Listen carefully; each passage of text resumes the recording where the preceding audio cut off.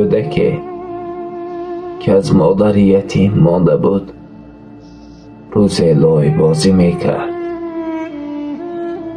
پدرش او را دید و گفت پسر جان، چرا لای بازی داری؟ مگر نمی بینی که لباسهایت چرکین شده ایستاده است؟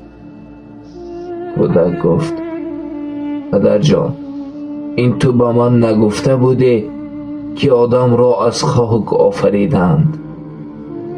ولی فرزندم، پس بیایید پدر جان به من یاری دهید تا که مادرم را سازیم. من مادر جانم را بسیار پزمان شدم.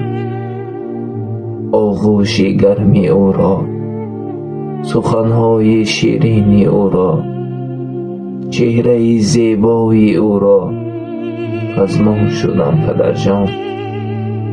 بسیار پزمان شدم پدر جان.